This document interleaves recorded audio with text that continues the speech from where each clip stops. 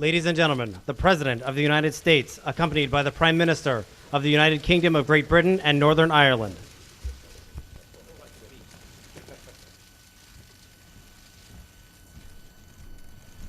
Good afternoon, everyone. Please have a seat. Again, it is a great honor to welcome my friend and partner, Prime Minister David Cameron, back to the White House for this official visit. I know there's been a lot of focus on last night's game. Some have asked how it came about, so I want to set the record straight. During my visit to London last year, David arranged for us to play some local students table tennis. As they would say in Britain, we got thrashed. So when it came to sports on this visit, I thought it would be better if we just watched. That said, I'm still trying to get David to fill out his bracket. We've just finished up a very good discussion, and it was a reminder of why I valued David's leadership and partnership so much. He appreciates how the alliance between our countries is a foundation, not only for the security and prosperity of our two nations, but for international peace and security as well. David shares my belief that in a time of rapid change, the leadership of the United States and the United Kingdom is more important than ever. And we share the view that the future we seek is only possible if the rights and responsibilities of nations and people are upheld. And that's a cause that we advanced today. At a time when too many of our people are still out of work, we agree that we've got to stay focused on creating the growth and jobs that put our people back to work, even as both our countries make difficult choices to put our fiscal houses in order. Between us, we have the largest investment relationship in the world, and we've instructed our teams to continue to explore ways to increase transatlantic trade and investment. And I very much appreciate David's perspective on the fiscal situation in the Eurozone, where both our countries, our economies, our businesses, our banks are deeply connected. We moved on to discuss Afghanistan, where we are the two largest contributors of forces to the international mission and where our forces continue to make extraordinary sacrifices. The tragic events of recent days are a reminder that this continues to be a very difficult mission. And obviously, we both have lost a number of extraordinary young men and women in theater. What's undeniable, though, and what we can never forget, is that our forces are making very real progress, dismantling al-Qaeda, breaking the Taliban's momentum, and training Afghan forces so that they can take the lead and our troops can come home. That transition is already underway, and about half of all Afghans currently live in areas where Afghan security forces are taking responsibility. Today, the Prime Minister and I reaffirmed the transition plan that we agreed to with our coalition partners in Lisbon. Specifically, at the upcoming NATO summit in my hometown of Chicago, we'll determine the next phase of transition. This includes shifting to a support role next year in 2013 in advance of Afghans taking full responsibility for security in 2014. We're going to complete this mission, and we're going to do it responsibly. And NATO will maintain an enduring commitment so that Afghanistan never again becomes a haven for al-Qaeda to attack our countries. We also discussed the continuing threat posed by Iran's failure to meet its international obligations. On this, we are fully united. We are determined to prevent Iran from acquiring a nuclear weapon. We believe there is still time and space to pursue a diplomatic solution, and we're going to keep coordinating closely with our P5+1 partners. At the same time, we're going to keep up the pressure with the strongest U.S. sanctions to date and the European Union preparing to impose an embargo on Iranian oil. Tehran must understand that it cannot escape or evade the choice before it. Meet your international obligations or face the consequences. We reaffirmed our commitment to support the democratic transitions underway in the Middle East and North Africa. British forces played a critical role in the mission to protect the Libyan people, and I want to commend David personally for the leadership role he's played in mobilizing international support for the transition in Libya. We also discussed the horrific violence that the Assad regime continues to inflict on the people of Syria. Right now, we're focused on getting humanitarian aid to those in need, and we agreed to keep increasing the pressure on the regime, mobilizing the international community, tightening sanctions, cutting the regime's revenues, isolating it politically, diplomatically, and economically. Just as the regime and security forces continue to suffer defections, the opposition is growing stronger. I'll say it again. Assad will leave power. It's not a question of if, but when. And to prepare for that day, we'll continue to support plans for a transition to support the legitimate aspirations of the Syrian people. More broadly, we recommitted ourselves and our leadership to the goal of global development. Along with our international partners, we've saved countless lives from the famine in the Horn of Africa. David, you've done an outstanding job in bringing the international community to support progress in Somalia, including life-saving aid. At the same time, we're renewing our commitment to improve maternal health and preventable deaths of children, and supporting the Global Fund for AIDS, TB, and malaria so that we can realize our goal, and that's the beginning of the end of AIDS. And let me say that it's a tribute to David's leadership that the UK will be playing a leading role in the global partnership to strengthen the open government upon which human rights and development depend. Finally, I'm very pleased that we're bringing our two militaries, the backbone of our alliance, even closer. As I told David, I can announce that next month we intend to start implementing our long-awaited defense trade treaty with the UK. This will put advanced technologies in the hands of our troops, and it will mean more jobs for workers in both our countries. And we're moving ahead with our joint initiative to care for our men and women in uniform. For decades, our troops have stood together on the battlefield. Now we're working together for them when they come home, with new partnerships to help our wounded warriors recover, assist our veterans transition back to civilian life, and to support our remarkable military families. So David, thank you as always for being such an outstanding ally, partner, and friend. As I said this morning, because of our efforts, our alliance is as strong as it has ever been. And Michelle and I are very much looking forward to hosting you and Samantha at tonight's state dinner. I look forward as well to welcoming you to Camp David, my hometown of Chicago, in May, to carry on the work upon which both our nations and the world depend. So, David, welcome and thank you.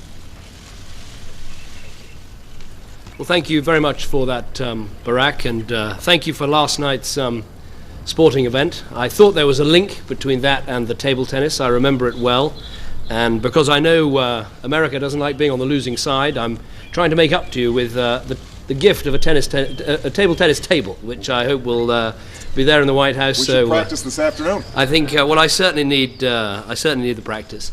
And one of these days I'll get my own back by getting you to a cricket match and explaining the rules to you and some of the terminology that you'll have to try and get straight, as I tried last night.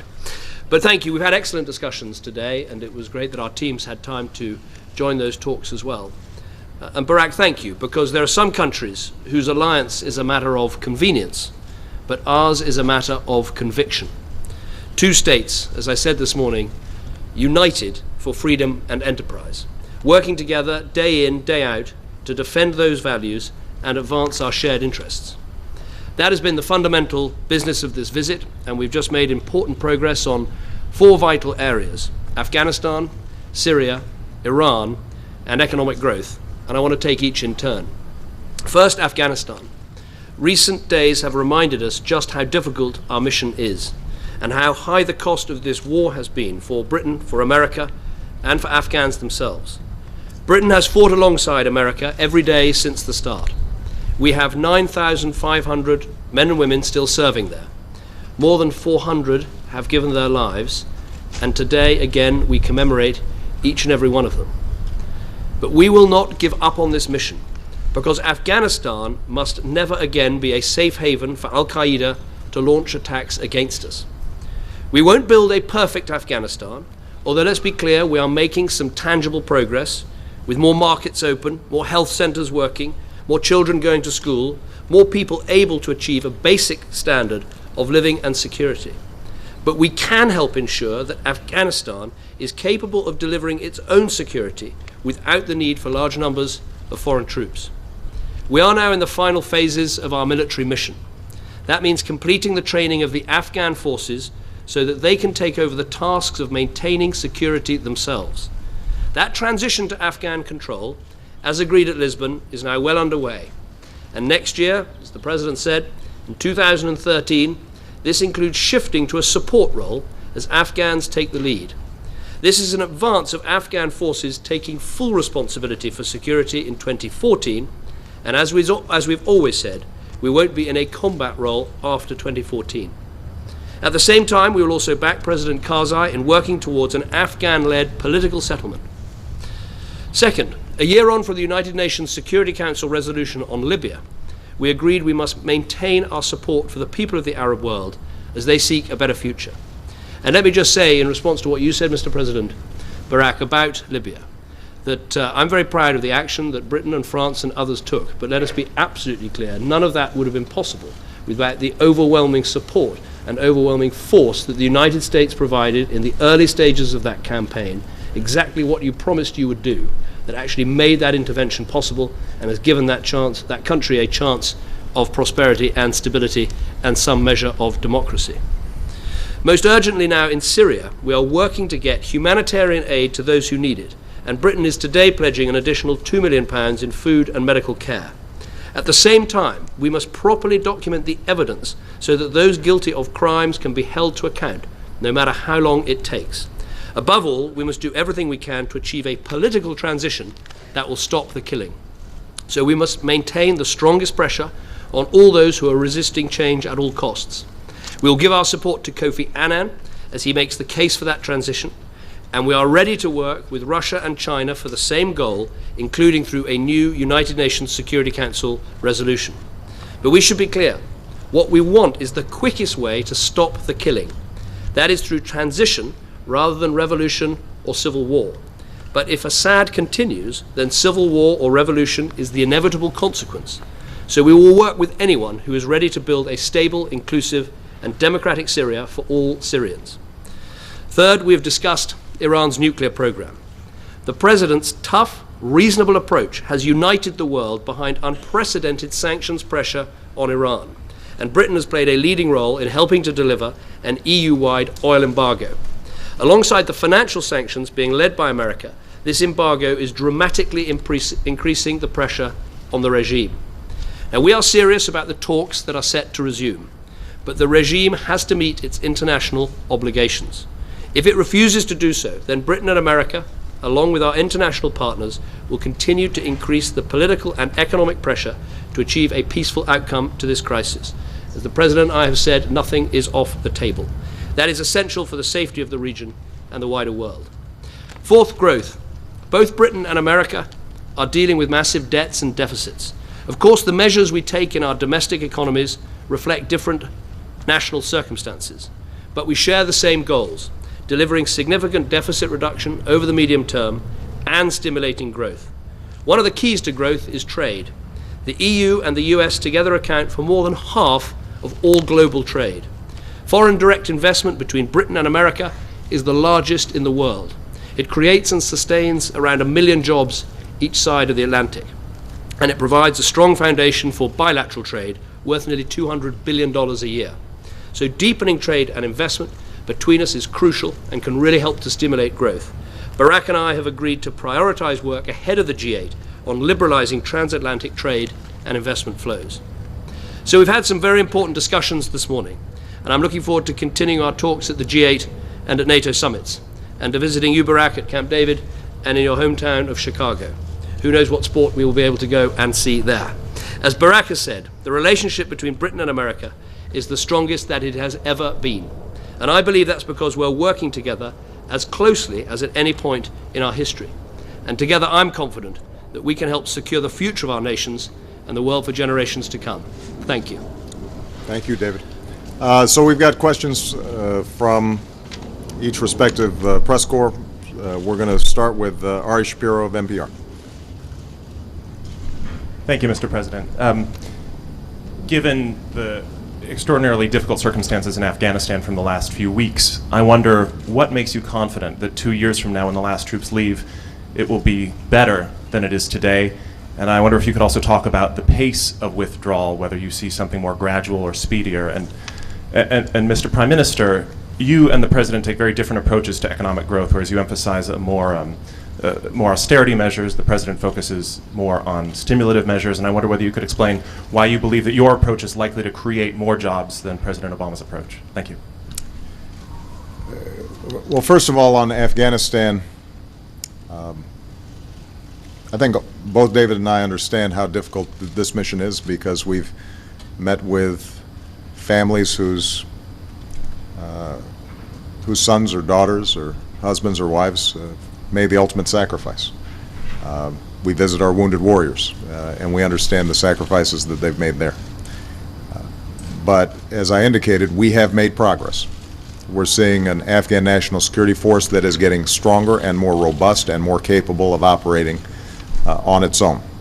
And our goal, set in Lisbon, is to make sure that over the next 2 years, that Afghan security force continues to improve, enhance its capabilities, and so we'll be prepared to provide for that country's security when we leave. We also think it's important that there is a political aspect to this, that all the various factions and ethnic groups inside of Afghanistan recognize that it's time to end 30 years of war. And President Karzai has committed to a political reconciliation process. We are doing what we can to help facilitate that. Ultimately, it's going to be up to the Afghans to work together to try to arrive at a path to peace. And we can't be naive about the difficulties that are going to be involved in getting there. But if we maintain a steady, responsible transition process, which is what we've designed, then I am confident that we can put Afghans in a position where they can deal with their own security. And we're also underscoring through what we anticipate to be a strategic partnership that's been signed before we get to Chicago, that the United States, along with many other countries, will sustain a relationship with Afghanistan. We will not have combat troops there, but we will be working with them both to ensure their security, but also to ensure that their economy continues to improve. There are going to be multiple challenges along the way. In terms of pace, I don't anticipate at this stage that we're going to be making any sudden additional changes to the plan that we currently have. We have already taken out 10,000 of our troops. We're slated to draw down an additional 23,000 by this summer. There will be a robust coalition presence inside of Afghanistan during this fighting season to make sure that the Taliban understand that they're not going to be able to regain momentum. After the fighting season, in conjunction with all our allies, we will continue to look at how do we effectuate this transition in a way that doesn't result in a steep cliff at the end of 2014, but rather is a gradual pace that accommodates the developing capacities of the Afghan national security forces. Although you asked it to David, I want to make sure that I just comment quickly on the economic issues, because this is a question that David and I have been getting for the last 2 years. We always give the same answer, but I figure it's worth repeating. The United States and Great Britain are two different economies in two different positions. Their banking sector was much larger than ours. Their capacity to sustain debt was different than ours. And so as a consequence, each of us are going to be taking different strategies and employing different timing. But our objectives are common, which is we want to make sure that we have governments that are lean, that are effective, that are efficient, that are providing opportunity to our people, that are properly paid for so that we're not leaving it to the next generation. And we want to make sure that ultimately our citizens in both our countries are able to pursue their dreams and opportunities by getting a good education and being able to start a small business, being able to find a job that supports their families and allows them to retire with dignity and respect. And so this notion that somehow two different countries are going to have identical economic programs doesn't take into account profound differences in position. But the objectives, the goals, the values, I think are the same, and I'm confident that because the resilience of our people and our businesses and our workers, our systems of higher education, that we are both countries that are incredibly well positioned to succeed in this knowledge-based economy of the 21st century. Yeah, I mean, I would very much agree with that. I mean, there are differences because we're not a reserve currency, so we have to take a different path. But I think it would be wrong to think that Britain is just taking measures to reduce its deficit. We're also taking a series of measures to help promote growth. Just before coming here, we took a series of steps to try and unblock and get moving our housing market.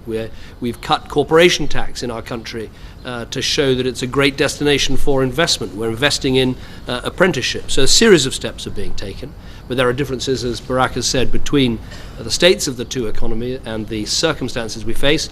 But we're both trying to head in the same direction of growth and low deficits. And actually, if you look at the US plans for reducing the deficit over coming years, in many ways they're actually steeper than what we're going to be doing in the UK. So different starting points, different measures on occasions, but the same destination, and a very good shared understanding as we try to get there. I think I've got Joey Jones from Sky News. And Mr. President, can I ask you both whether you have any information about an apparent car bombing at Camp Bastion this afternoon? And on the general Afghan question, why do you think it is that people feel that you talk a good game but they don't buy it? Why do you think it is that the British and American people look at a situation that they think is frankly a mess? They see terrible sacrifice, they see two men who are unable to impose their wills, and they just are not persuaded by your arguments? Well, first of all, on what has happened at Camp Bastion, there's very early details still coming through. Obviously, we'll want to examine and investigate exactly what has happened before making clear anything about it. But security of our people, of our troops, security of both our nation's forces is absolutely the priority, and if there are things that need to be done in the coming hours and days to keep them safer, be in no doubt we will do them. On the broader issue of Afghanistan, I would make this point, that if you compare where we are today with where we've been 2-3 years ago, the situation is considerably improved. I think the US surge and the additional UK troops we put in, particularly into Helmand Province, had a transformative effect. The level of insurgent attacks are right down, the level of security is right up. The capital of Helmand Province, Lashkargah, is now fully transitioned over to Afghan lead control. The markets are open, you're able to do and take part in economic activity in that town, which simply wasn't possible when I first visited it several years ago. So look, it's still a very difficult situation. There are many challenges we have to overcome, but what's happening in Afghanistan today is quite different to the situation we had 3, 4, 5 years ago. Do I think we can get to a situation by the end of 2014 where we have a larger Afghan National Army, a larger Afghan police force, both of which are pretty much on track, and that with the Afghan government they're capable of taking care of their own security in a way that doesn't require large numbers of foreign troops, and that country isn't a threat in the way that it was in the past in terms of a base for terrorism? Yes, I think we can achieve that. Now, it's been very hard work. The sacrifices have been very great, but we have to keep reminding ourselves and everybody why we are there, what we are doing. You have to go back and remember that, the vast majority of terrorist plots that were affecting people in the UK, people in the US, came out of that country and that region. That's why we went in there. That's why we're there today. It's not some selfish, long-term strategic interest. It's simply that we want Afghanistan to be able to look after its own security with its own security forces so we are safe at home. That's the key. That's the message we need to keep explaining to people. But I think what we're trying to do by the end of 2014 is achievable and doable. I concur with everything David said. The only thing I would add, you asked why is it that poll numbers indicate people are interested in ending the war in Afghanistan. It's because we've been there for 10 years. And people get weary. And they know friends and neighbors who have lost loved ones as a consequence of war. No one wants war. Anybody who answers a poll question about war saying enthusiastically, we want war, probably hasn't been involved in a war. But as David said, I think the vast majority of the American people and British understand why we went there. There is a reason why Al-Qaeda is on its heels and has been decimated. There's a reason why Osama bin Laden and his lieutenants are not in a position to be able to execute plots against the United States or Great Britain. There's a reason why it is increasingly difficult for those who are interested in carrying out transnational operations directed against our interests, our friends, our allies, to be able to do that. Is because the space has shrunk and their capacity to operate is greatly diminished.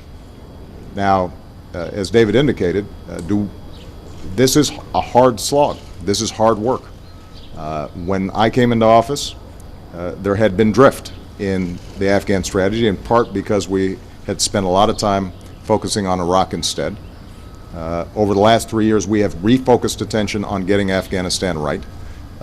Would my preference have been that we started some of that earlier? Absolutely. But that's not the cards that we're dealt. We're now in a position where, given our starting point, we're making progress, and I believe that we're going to be able to make achieve our objectives in 2014. Alistair Bull. Thank you, Mr. President, Mr. Prime Minister. Mr. President, switching to Iran.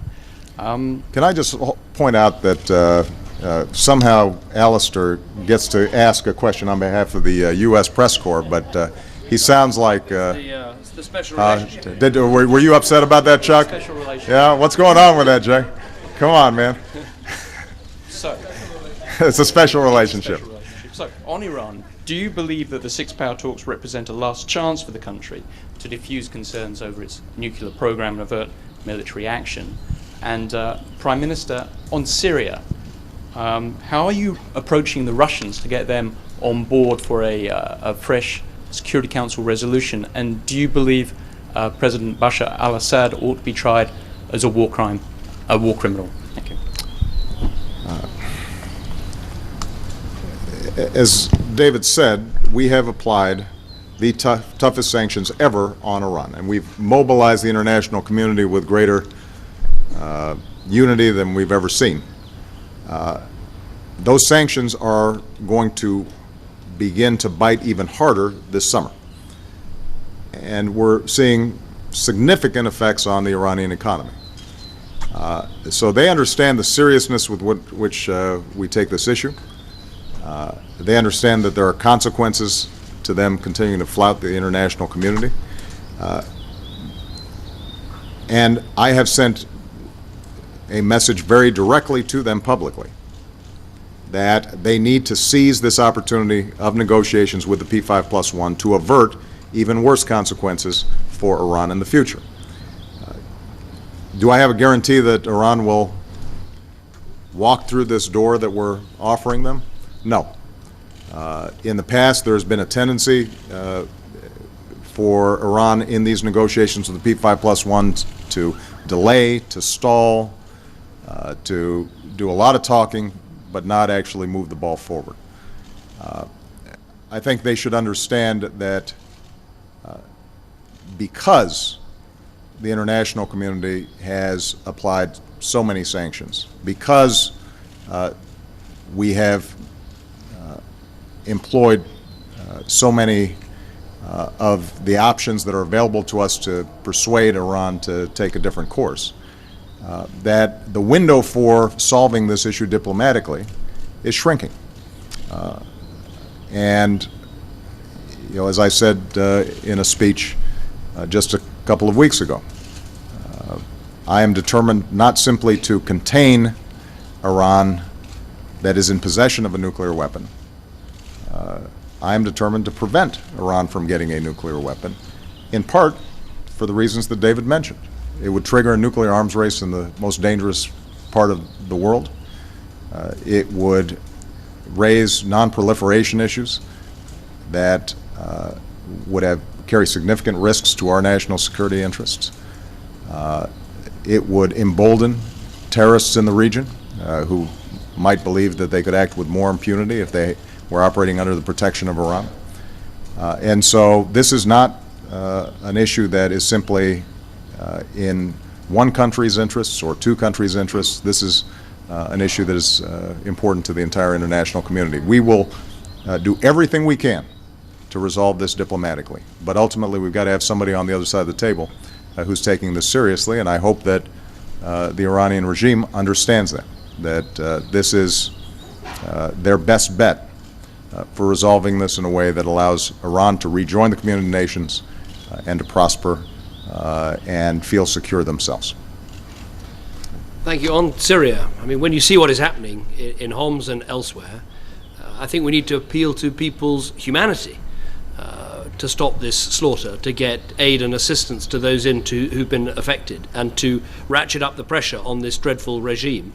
But in the case of Russia, I think we should also appeal to their own interests. It's not in their interest to have this bloodied, broken, brutal regime butchering people nightly on the television screens. The irony is that people in Syria often felt that the Russians were their friends, and many in the West they were more suspicious of. Now they can see people in the West wanting to help them, raising their issues, calling for the world to act on their problems, and we need to make sure that Russia joins with that. So it's going to take a lot of hard work, it's going to take a lot of patient diplomacy, but I think it's actually in Russia's interests that we deal with this problem, that we achieve transition, and that we get peace and stability in Syria, and that's the appeal that we should make.